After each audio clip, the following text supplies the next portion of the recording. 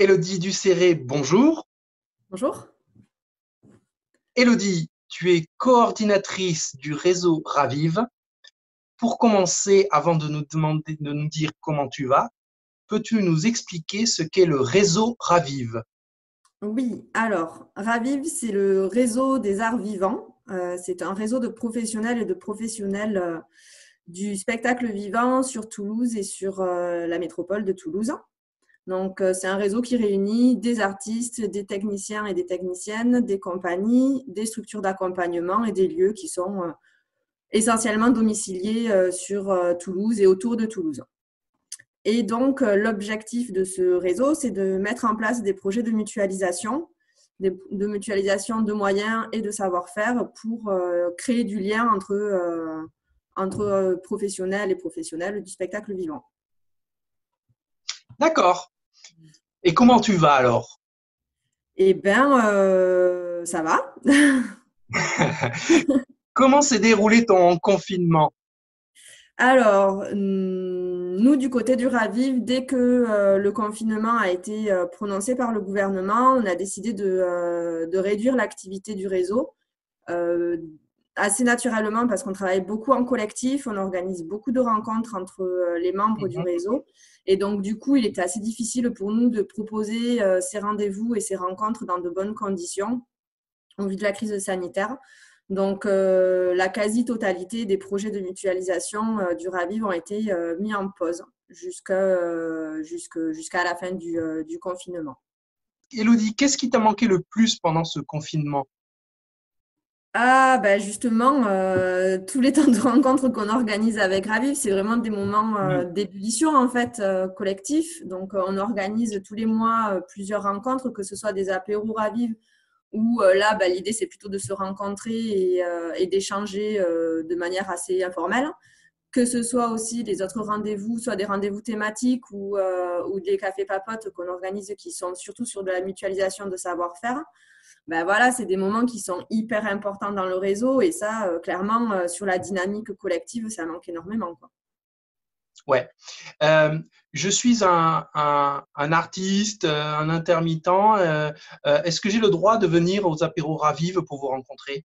Ah oui, bien sûr, on encourage même vivement tout le monde qui veut en savoir un petit peu plus sur le Raviv, sur nos projets, sur ce qu'on met en place, de venir à ces temps de rencontres. On les fait tous les troisièmes lundis du mois. D'accord. Et qu'est-ce que tu as apprécié le plus pendant ce confinement? Ah, je vais faire une réponse, je pense que beaucoup l'ont faite, mais c'est la capacité de chacun et de chacune à s'adapter, à trouver des nouveaux outils pour travailler, à recréer du lien avec ce qu'on peut trouver sous la main. Ben voilà, les visioconférences, ce qu'on fait là Mhm. actuellement, ben voilà, il y a effectivement, je pense que des nouveaux possibles. Donc ça, c'est intéressant de Oui. voir ça, D'accord, l'adaptation en fait de chacun. très bien. Et quels sont tes espoirs d'un point de vue général sur la sortie de ce confinement? Bah, des espoirs qu'il y ait de nouvelles initiatives collectives qui se mettent en place à la fois pour sortir de l'isolement et pour aussi recréer de la solidarité entre nous. Nous, plus spécifiquement par rapport à Raviv, on a mis en place un fonds d'aide exceptionnel qui est du prêt de trésorerie qu'on a mis en place assez rapidement dès l'annonce du confinement. Vers le 20 mars, on l'a mis en place. Et c'est vrai que c'est donc une mutualisation de trésorerie du Raviv, du Grand Rond, du Tas du Grand Rond, du Tas du Hangar, de la compagnie l'an 01, du mouvement HF Midi-Pyrénées et de Arto. Et du coup, voilà, on est des structures qui avons la possibilité de créer un fonds de prêt, de trésorerie. Bah, du coup, voilà, on le met aussi à disposition des structures plus fragiles qui ont besoin ponctuellement de soutien financier. Donc voilà, on est vraiment sur des réflexions, des initiatives collectives et des réflexions pour essayer de trouver des solutions à cette crise sanitaire, en tout cas qui impacte notre secteur, quoi. Ouais, d'accord. Merci beaucoup, Élodie.